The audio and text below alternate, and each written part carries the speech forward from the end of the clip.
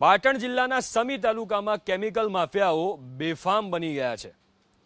સોનાર ગામની સીમ નજીક આવેલી ગૌચરની ખાડી અને ગામના તળાવમાં કંપનીએ ઝેરી કેમિકલ ઠાલવતા પાણીનો રંગ બદલાઈને ગુલાબી થઈ ગયો।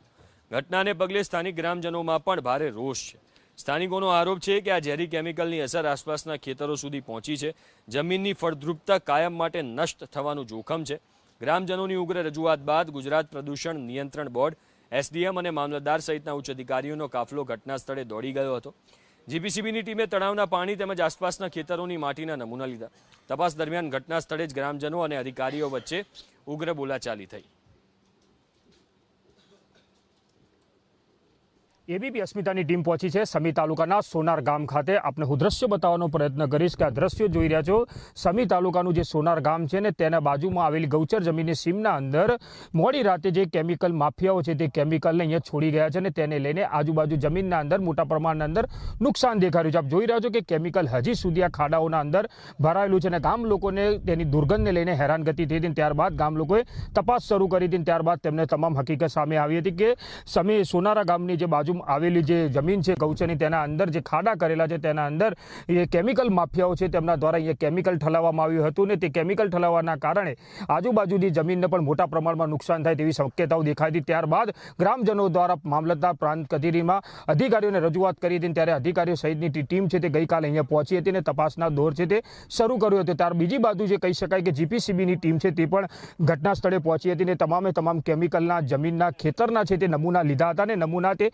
પુષ્ટિકરણ માટે લઈ જવામાં આવે છે। પરંતુ કહી શકાય કે આજુબાજુ એક ખાનગી કંપની આવી છે તેના પર ગામ લોકોની શંકા થઈ રહી છે કે તે કંપની દ્વારા જ આ કેમિકલ ઠલાવવામાં આવ્યું છે તેને લઈને પણ તપાસની માંગણી ઉઠી છે। બીજી બાજુ છે સમી પોલીસને પણ અરજી કરવામાં આવી છે કે જે આ કેમિકલ માફિયા દ્વારા કોના દ્વારા કેમિકલ નાખવામાં આવ્યું તેના સામે પણ તપાસ કરવામાં આવે તેવી પણ ગ્રામજનો દ્વારા હાલ તો માંગ કરી રહ્યા છે। પરંતુ કહી શકાય કે મોડી રાતે જે આ કેમિકલ માફિયાઓ છે તે કેમિકલ ઠલવી ગયા છે તેને લઈને ખેડૂતોની જમીન તેમજ પ્રાણીઓને મોટા પ્રમાણમાં નુકસાન થાય તેવું હાલ તો દેખાઈ રહ્યું છે। સાથે કહી શકાય કે જો વરસાદ પડે ને જો વરસાદ ભરાવે ત્યાં તળાવનું અંદર જે પાણી ભરાય અને આજુબાજુ ખેતરો તેમજ ગામના અંદર જાય તો ગ્રામજનો તેમજ જમીનના અંદર પણ મોટા પ્રમાણમાં નુકસાન થાય તેવી શક્યતા છે। સાથે કહી શકાય કે ગ્રામજનોની પણ માંગણી છે કે જે પણ લોકો આ કેમિકલ છોડવામાં આવ્યું છે તે લોકોને પકડવામાં આવ્યું તેમના સામે કડક કાયદેસરની કાર્યવાહી થાય તેવી હાલ તો માંગણી ઉચ્ચારી રહ્યા છે।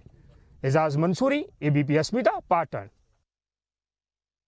સમી તાલુકાના સોનાર ગામે જે કેમિકલનો મામલો છે તેને લઈને એબીપી અસ્મિતાની ટીમ પહોંચી છે સમી તાલુકાના નાયકા ગામ ખાતે।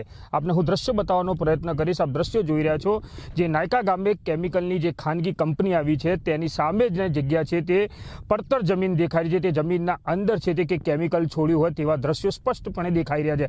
આપ જમીનનો કલર છે તે પૂરેપૂરો બદલાઈ ગયો છે તેવું સ્પષ્ટપણે દેખાય છે। તેને લઈને નાયકા ગામ તેમજ સોનાર ગામના ખેડૂતો તેમજ આગેવાનો દ્વારા ગઈકાલે છે તે વિરોધ કરવામાં આવ્યો હતો। ત્યારબાદ છે તે અધિકારીઓ છે પ્રાંત છે મામલતદાર છે તેમજ પાલનપુર જીડીસીના અધિકારીઓ છે તે તપાસ અર્થે આવ્યા હતા। સામે જે કંપની છે તે ખાનગી કંપની કેમિકલની આવી છે તે કંપનીના અંદર પણ અધિકારીઓ દ્વારા તપાસ શરૂ કરી હતી ને તપાસના અંદર તે કંપનીના સેમ્પલ તેમજ નમૂના પણ લીધા હતા। અને સાથે કહી શકાય કે જે આજુબાજુની જમીન છે તે જમીન ઉપરનું જે કેમિકલ ઢળેલું છે તે જમીન જે લીલી કરી છે તેના પણ નમૂના લીધા છે। સાથે સોનાર ગામના અંદર જે કેમિકલ જોવા મળ્યું છે તે ગુલાબી કલરનું કેમિકલ જોવા મળ્યું છે। સાથે જે આ નાયકા ગામ છે તેના અંદર લીલા કલરનું કેમિકલ એટલે કહી શકાય કે હાલ તો પૂરતી માહિતી પ્રમાણે કે જે રીતના સામે જે કેમિકલની કંપની આવેલી છે તે ખાનગી કંપની દ્વારા આ કેમિકલ છોડવામાં આવ્યું હોય તેવા ગામજનો દ્વારા આક્ષેપ લગાવવામાં આવે છે। સાથે અધિકારીઓ દ્વારા પણ આ કંપનીના અંદર તપાસ શરૂ કરી હતી ને તે પણ ત્યાંથી સેમ્પલ લીધા હતા। પરંતુ કહી શકાય કે આટલા સમયથી આ કંપની અહીંયા આવેલી છે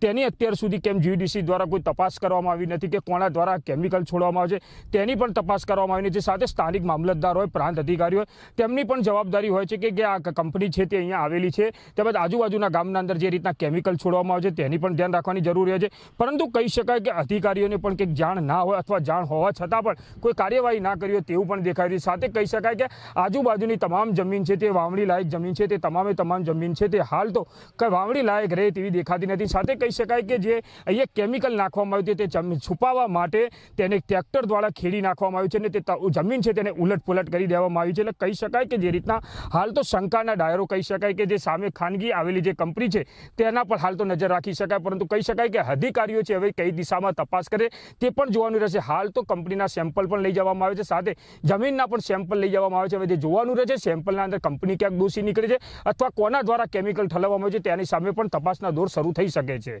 એઝાઝ મંસૂરી, એબીપી અસ્મિતા, પાટણ।